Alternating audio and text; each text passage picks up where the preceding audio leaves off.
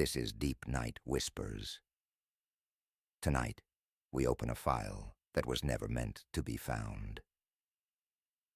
In the archives of Salem, Massachusetts, there exists a photograph taken on March 15, 1902, a quiet funeral portrait from another century. At first glance, it appears ordinary.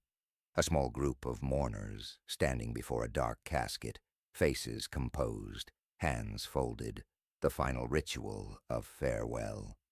But within that frozen frame, time concealed something dreadful. Modern analysts have found that among the mourners stands a man who should never have been there, the killer himself, hidden in plain sight, posing beside the body of the woman he poisoned. The woman was Eleanor Ashford, age 29. To the townspeople, she was a symbol of quiet refinement, a librarian, cultured and well-spoken, known for her calm demeanor and sharp intellect. Her sudden death was called natural. But nothing about Eleanor's final night was natural.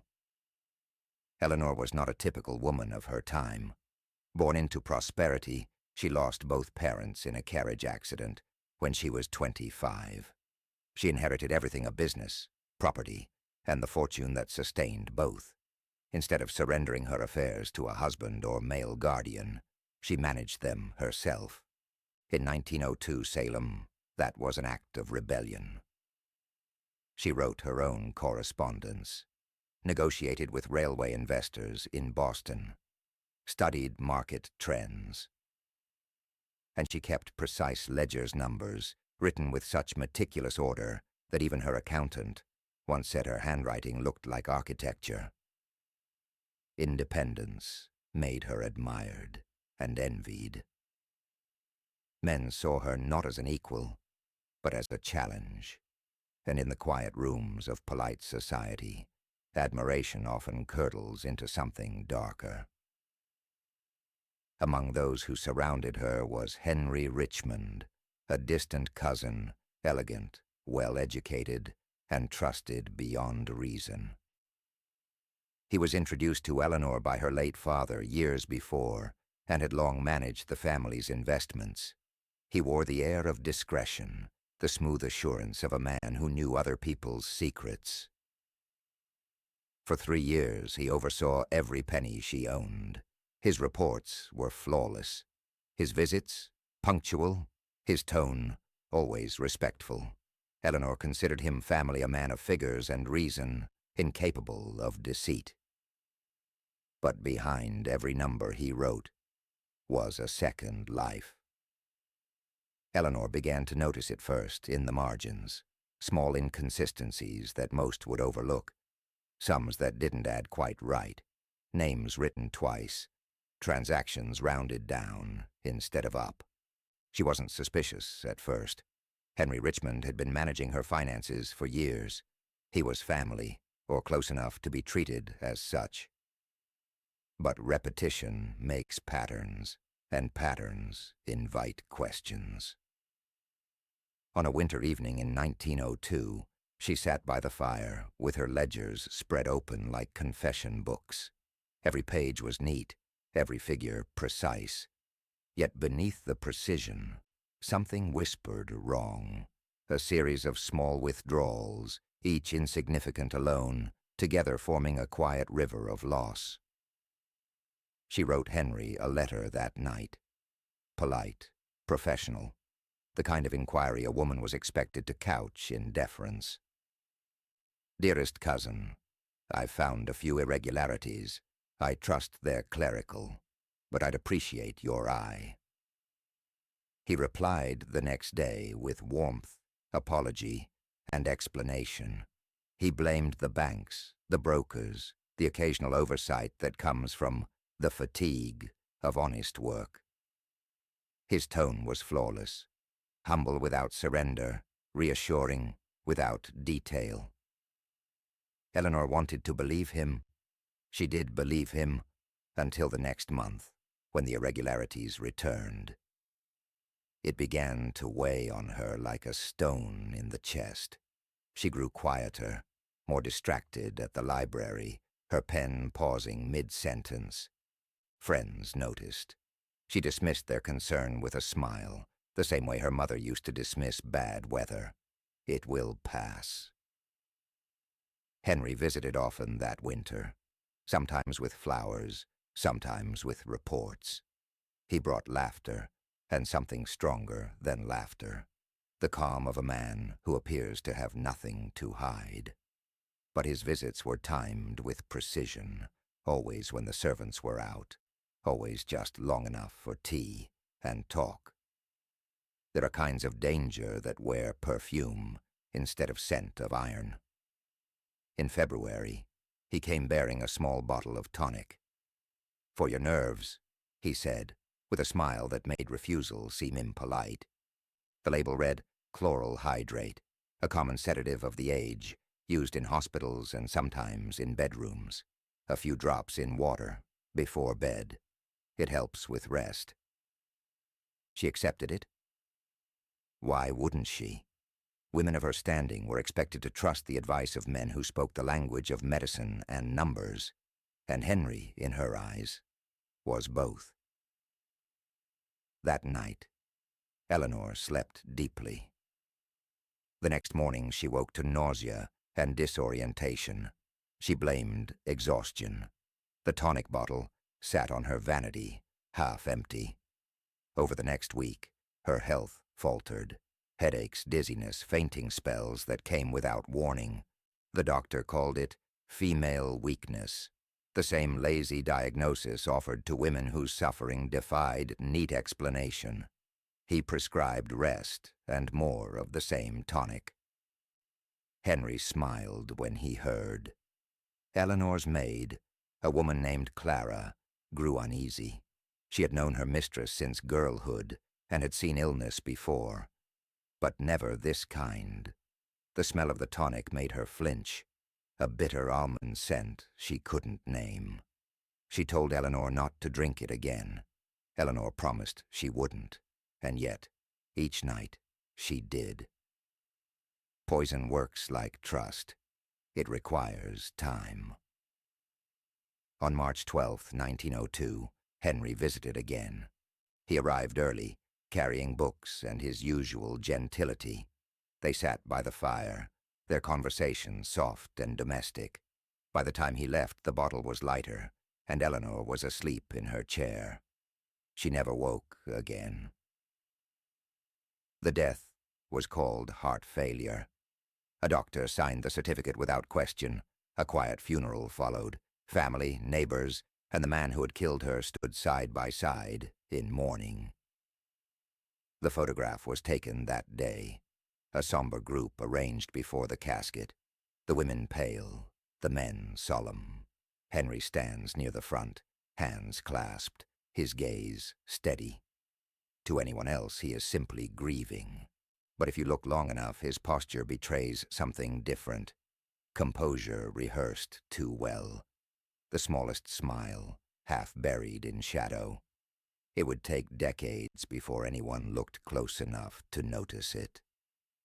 For now, the town whispered condolences. The ledgers were sealed.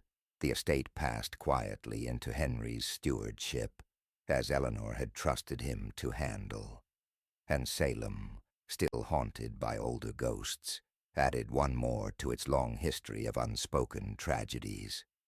But the dead, when wronged, have their ways of remaining seen. Decades slipped by before the dust on Eleanor Ashford's story began to stir again. Oh, in Salem, the passage of time is a slow kind of forgetting. The cobblestones wear down, but memory lingers in the mortar. Some say the past never leaves this town. It just waits until someone is foolish enough to start asking questions. It began, as these things often do, with a coincidence. In the autumn of 1971, a young historian named Margaret Devereux came to Salem to research funerary customs of the early 1900s. She was not searching for Eleanor Ashford. She was cataloging old mourning portraits, the kind families once commissioned to keep the illusion of life a little longer after death. These photographs were grimly tender, faces stilled, eyes painted open, flowers arranged to hide the stiffness of time. Among the hundreds of portraits preserved in the local museum storage room was a cardboard box labeled only 1902, Private Collection. Inside it, wrapped in yellowed tissue, was a single glass plate photograph. Margaret placed it under the inspection lamp. The image came to life in the pale glow. 8 mourners, dark clothing, solemn expressions, arranged around a coffin draped in lilies. At first it was like every other funeral image she had seen. Then her gaze caught on one detail, a man standing closest to the casket, a faint smile pressed into his face, so faint it might have been an accident of light. But the longer she looked, the less it seemed accidental. His eyes didn't fix on the camera like the others. They drifted down to the body in the casket. Margaret turned the photograph over. On the back, in faint pencil, someone had written, Eleanor Ashford, March 15th, 1902. Rest eternal.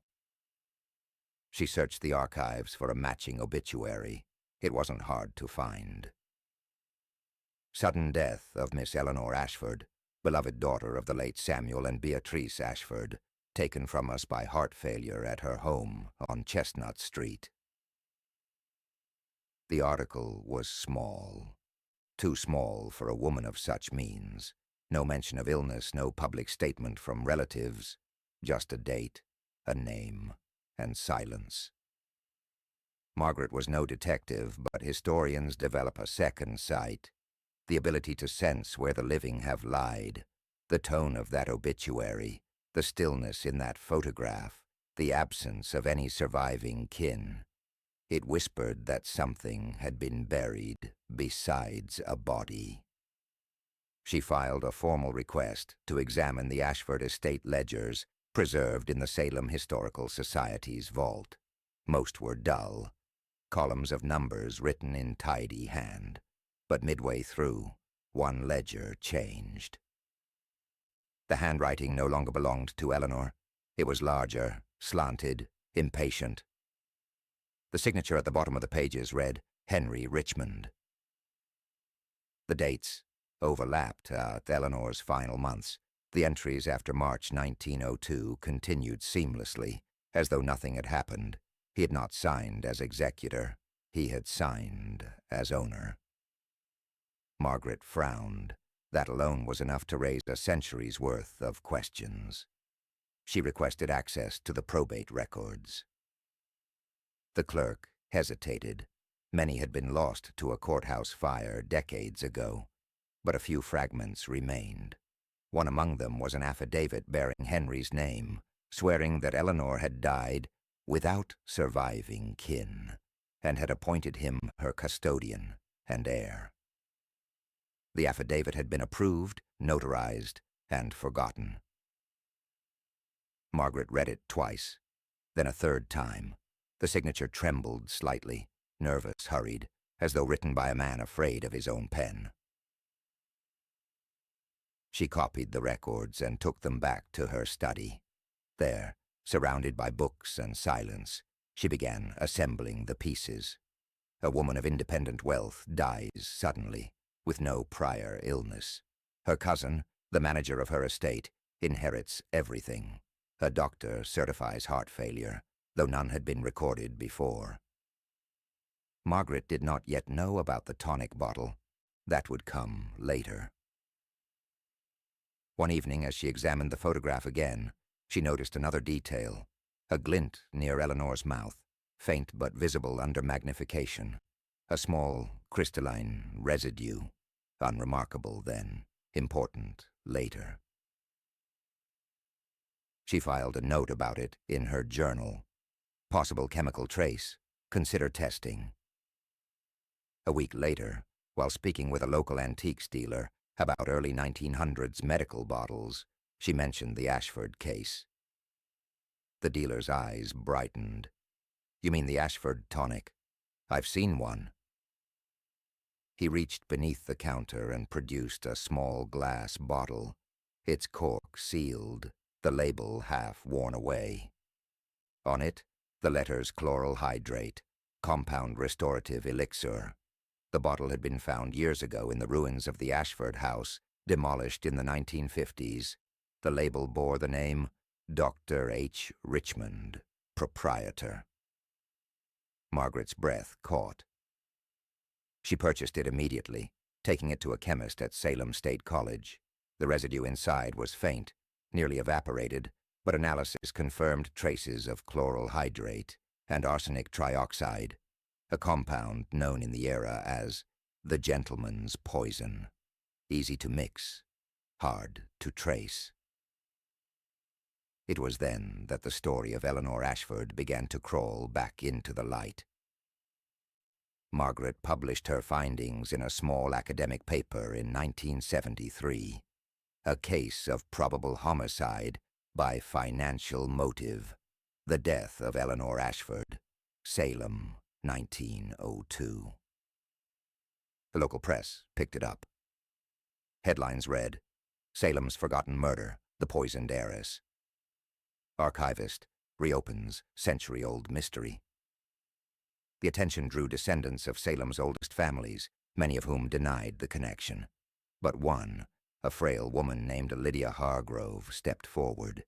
She claimed to be Henry Richmond's great-grand-niece. "My mother used to say we had a skeleton in our closet," she told Margaret. "I think this is it." From Lydia came a single item, a sealed envelope she had found years earlier among her grandmother's things. Inside was a short note written in an unfamiliar, trembling hand. "Forgive me, Eleanor. I could not stop myself. The debts were too many. The night you died, I wept beside you. H.R." There was no doubt. Henry Richmond had written his own confession. The police reopened the case out of courtesy, but time had devoured all evidence that could convict. No witnesses remained. No living heirs, only the photograph. Margaret had it reanalyzed in 1974 using spectral imaging.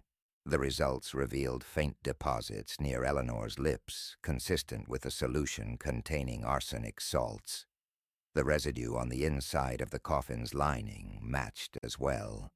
The poison had been ingested and exhaled, proof in the modern sense that she had not died of heart failure. The final report concluded, "Cause of death consistent with chloral hydrate and arsenic poisoning. Circumstances indicate deliberate administration." In 1975, the museum moved Eleanor's photograph to public display, labeling it the poisoned portrait. Visitors came and went, whispering about the faint smile of the man standing near the coffin. Some swore his eyes followed them. Others claimed that under certain light, the woman in the casket appeared to breathe. Superstition, perhaps, or something older, lingering. Margaret never sought fame from her discovery. She donated the photograph to the museum and kept only a single copy for herself. She died in 1991, still living in Salem, still certain that history never sleeps. It simply waits for someone to open the right box.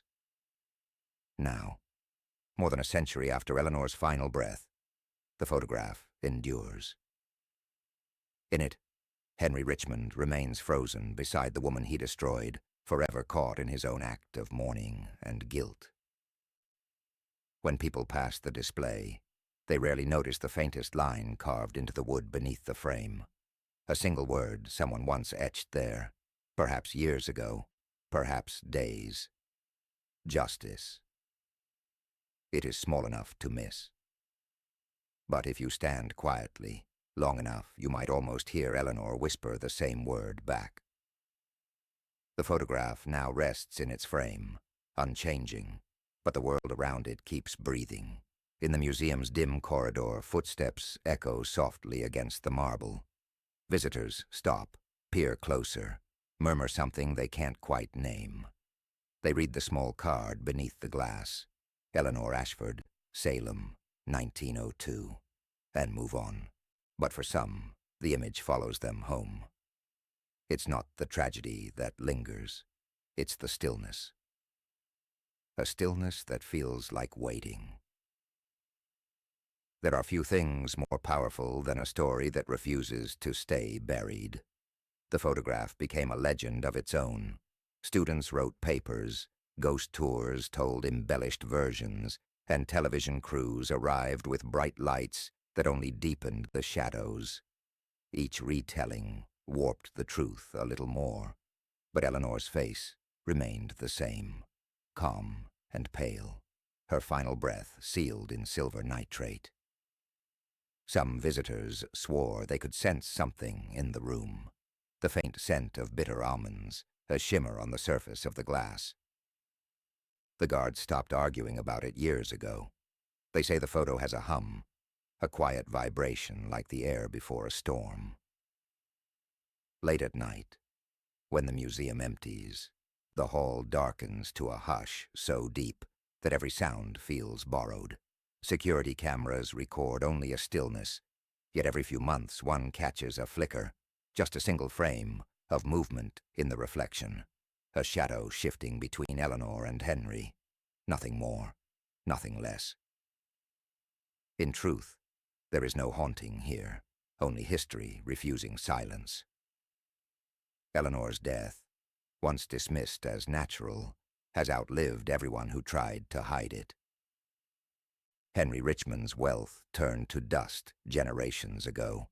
His name survives only in scandal, and still, they share the same image. Perpetrator and victim bound forever by exposure, trapped in the one moment he could never control. Sometimes, justice looks like paperwork. Sometimes, it looks like remembrance. The museum guide ends the story with an easy line. Every photograph is a confession. Visitors nod, uneasy, unsure why the phrase feels personal. Maybe it's because all of us carry something we don't want seen. Eleanor Ashford's photograph endures because it teaches one quiet truth. Evil can hide behind gentility, and truth can survive in silver and dust long after its witnesses are gone. The poison fades, the confession fades, but the image remains, stubborn as breath. When the lights shut off for the night, the gallery sinks into dark. For a moment, the faint glow of the emergency exit reflects in the glass, so that it looks as if Eleanor's eyes have caught the light once more. And then, nothing. Only the quiet of a story that has finally been told. This is Deep Night Whispers. The night remembers. And the photograph still waits,